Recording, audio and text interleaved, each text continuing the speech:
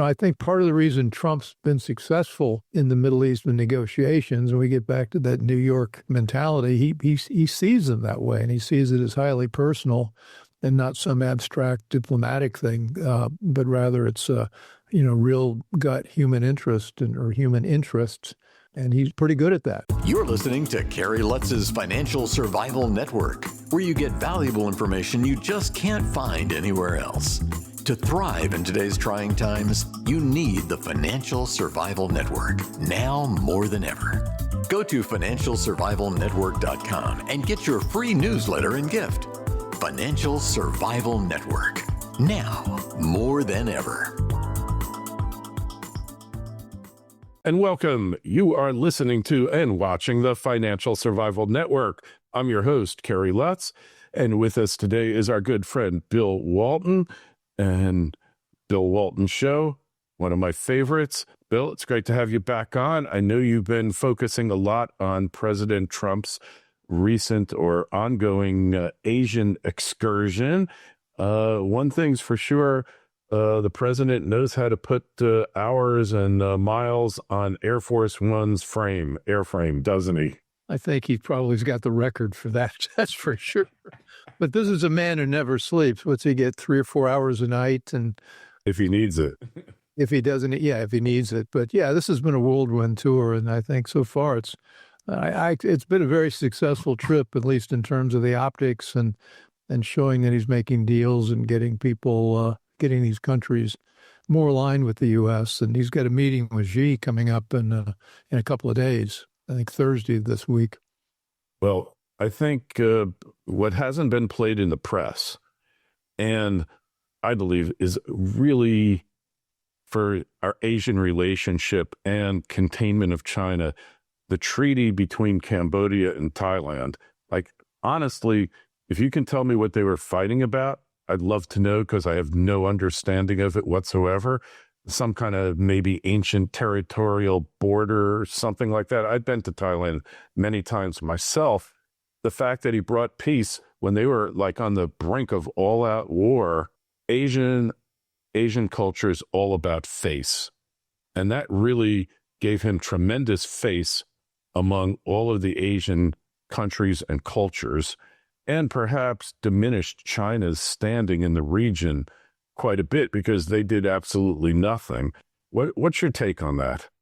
Well, I don't know the details of their conflict, but I do know that the thing that's changed in Southeast Asia and that whole area is that they've now entered the modern economy, and their growth in those countries is very, very, very strong. I mean, somebody said if you draw a pen and a map somewhere around North Vietnam and put it out 2,000 miles in all direction, you've got about half the world's population inside that circle, and about 45% of the economic activity. And if you look around the world, they're one of the few places where we're seeing some growth and some people that are being lifted out of poverty.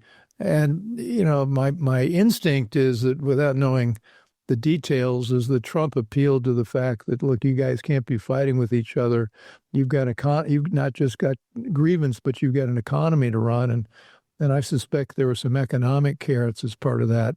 Although I'm not sure about the details, but the world has changed. I mean, Europe is collapsing. Its economic growth has just been plummeting because they've gone fully into wind and solar, so-called renewables, which are not going to fuel those economies. I think their share of U.S. world manufacturing has dropped from like 20% to 9% in the last 15, 20 years. And where that's been picked up, the slack's been picked up, it's in Southeast Asia. So I think Trump probably had a lot of carrots, a lot of deal making, a lot of his old real estate expertise at work here. Hey, if you can get a project approved in New York City, exactly, it's peace between Thailand and these guys are a lot tougher in New York than they are there. Yeah, a lot harder to get a zoning variance in New York and a peace treaty in Southeast Asia. And then he did the same thing with India and Pakistan, two nuclear armed countries that have been at each other's throats since since their formation, since the formation of Pakistan after World War II. And, it's kind of like it's a template here. He just knows how to do this stuff. Obviously, the big prize eludes him, which is Ukraine, Russia. But I have a feeling I'd say before next summer, that war will probably be over too. Well, that one is more tribal than anything imaginable. I mean, the Ukrainians are, it's just, and the Russians have been going at each other in a way that's just the atrocities that have been committed there, the depth of hatred. I mean, there's all sorts of talks about Nazis in the Ukrainian army. And of course, the Russians, have known for their own bad deeds. So that one's really ugly. And how they come back to the table, I don't know. But I think what Trump did in Pakistan and India was sort of what he did the other place, where he said, "Come on, guys, let's stay a part of the modern economy, and you can't afford to be shooting at each other. Let's make it an economic competition, not a bullets and guns competition." But Ukraine defies ordinary logic. No, I thought he would wrap that up in a week, and he didn't. Yeah. So he thought he would wrap it up in a week, maybe less. And now he knows he didn't. So I think he's pretty frustrated. Yeah. Well, it seems pretty intractable. And like you say, it's tribal. It predates the modern era. And a lot of these things are tribal. But, he's done pretty spectacular job. You just put your finger on something. I think the whole world is basically tribal in many ways. I mean, we talk about these countries in the Middle East, and while we put lines on the map that were drawn by the British and maybe the French and some of the other colonial occupiers there, and they've got the trappings of a sort of modern state with a sort of democracy, but really they operate in a tribal fashion. And I think part of the reason Trump's been successful in the Middle East with negotiations, and we get back to that New York mentality, he sees them that way, and he sees it as highly personal and not some abstract diplomatic thing, but rather it's real gut human interest or human interests, and he's pretty good at that. So, but Ukraine, Zelensky seems to me to be hell-bent on getting as many Ukrainians killed, and Putin shows no sign of any remorse. So it's pretty upsetting. I mean, I'm part of the people that believe that we did a whole lot to encourage that, because absolutely, bringing Ukraine into NATO right at Russia's border, when in fact Ukraine had been part of Russia for a long time, or part of the Soviet Union, and there's lots of Russian-speaking people in Ukraine. I mean, it would be, it'd be like, somebody trying to re-annex Texas or something. We're not going to let that happen. Yeah, well, the whole thing that they warned the United States and the color revolution that was brought on by us. Yeah, and 2014. Yeah, Victoria Nuland, she's knee deep in this, and I don't particularly like the term neocon, but these people, their end goal seems they want to break up Russia and go after its resources. I mean, I think that's what's happening here. And this Zelensky character is just, he's just beyond, he just has no regard for the body count here. They don't care. Well, the thing I love about Trump's people coming in is, there's been an otherworldliness to our State Department and our diplomatic corps. And we think we're going to be able to bring democracy, liberal democracy, just like we did in maybe New England 200 years ago. We're going to bring town hall meetings to Kuwait. It just doesn't work that way, and we've been trying to say that we're the hegemon. We're going to bring a liberal world order, and I can't think of a place we've really succeeded in the last 75 years. So, Japan. But since World War II. Yeah, agreed.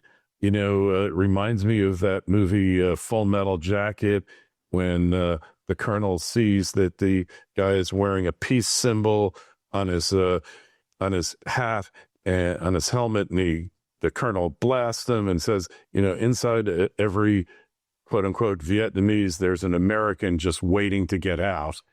And that has been our foreign policy Right, post World War II. It just doesn't work. Maybe, and there's no proof that democracy is such a great thing either all the time. It failed plenty of times. Democracy can be a tyranny so quickly.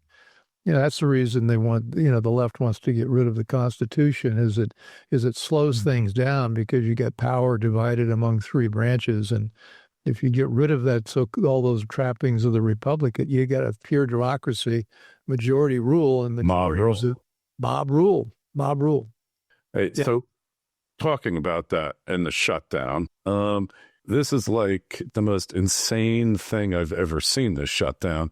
I mean, for me, it's affected me because I've written a couple of books and I want a Library of Congress control number, and I can't get it because they're shut down.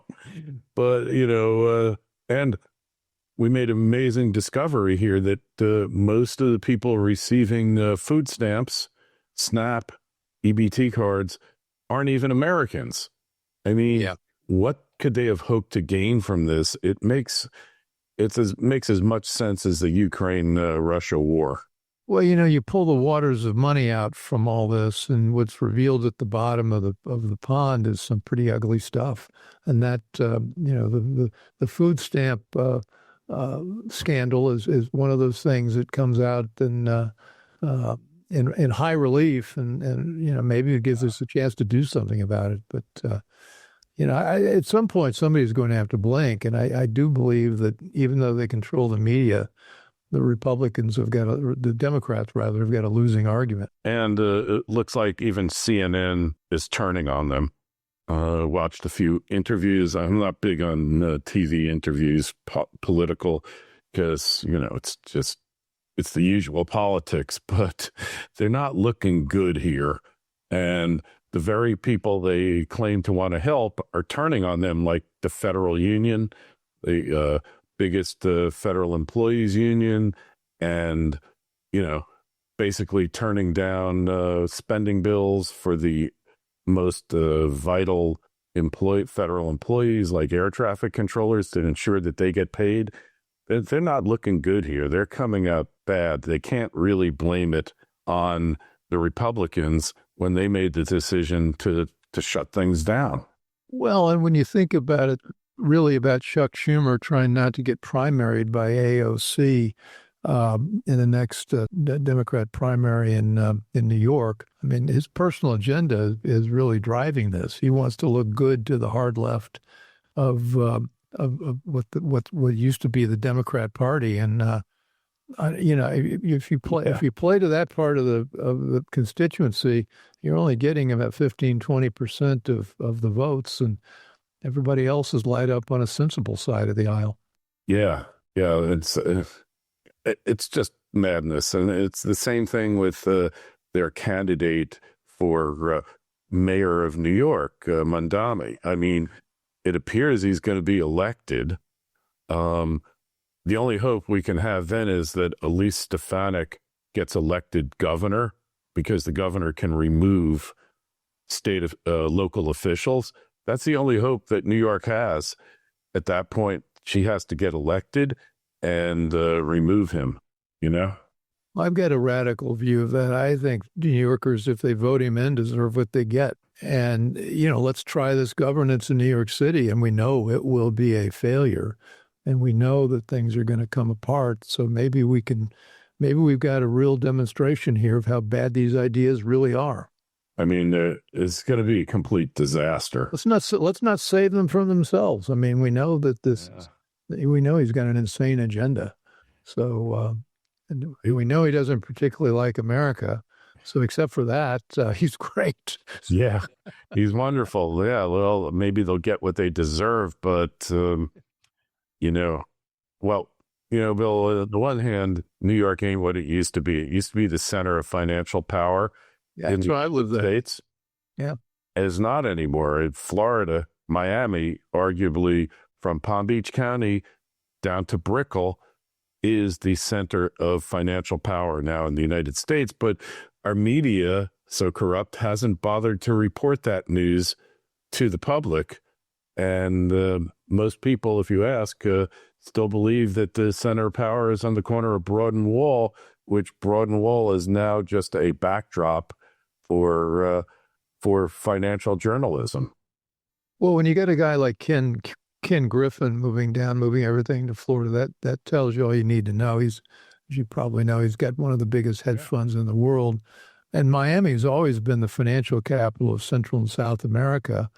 And so what they've done is they just, thanks to bad governance in big cities, they've made it a financial capital of all of America, North, Central, and South. Yeah, totally so. And I see it. I live down here, and people I knew it was happening after the great financial collapse crisis in 2008, because hedge funds and other financial entities started making little back offices down here, minor offices, and they were clearing the way to actually come down here because, taxes don't matter until you have to pay them, right? And these companies are paying like billions of dollars to the state of New York for what? Getting nothing back. Lousy streets, lousy schools, unsafe streets, and the Democrats, the left's inability to grasp the importance of the crime issue it's just one of the most shocking things that I've ever seen. Like, crime doesn't matter all of a sudden. Who thinks that? Well, they're not even the left anymore. They're nihilists. And, that's that big word for people that just want to destroy and not build. And I think it's some they were starting in Russia in the 19th century before the revolution there took the Bolsheviks. And, there's a lot of these groups that if you ask them what they're for, what they want to see is the next thing, they can't tell you. All they want to do is destroy stuff. And I fear that's what we've got here. And they don't have a vision of it's not some utopian thing where if they're going to, once they get into power, they're going to do this, that, and the other thing. The closest they've got is they're going to have state-run grocery stores, and that worked so well in the Soviet Union. Why not? Free bus. Why not try it in Manhattan? Who needs Gristedes? Right. Yeah, who needs John Katzimatides? We got that great example of Soviet grocery stores. Insane, completely insane. The world's gone mad here. Well, but luckily we're still sane, Bill. So just tell us. I think. Yeah, well, last time I looked in the mirror, I was, but okay. That might not last. Yeah. Where's the best place to find you? Check out your show. TheBillWaltonShow.com, and also YouTube and Rumble, and we've got a page, we've got a Substack page where the shows are. I've been taking a break for the last, several weeks, but we've got 275 shows.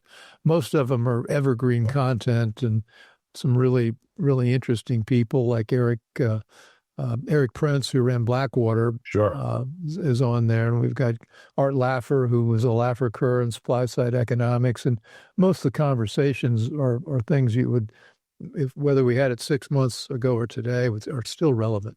All right. Well, hey, we appreciate you coming on. The link is... I love talking with you. It's fun.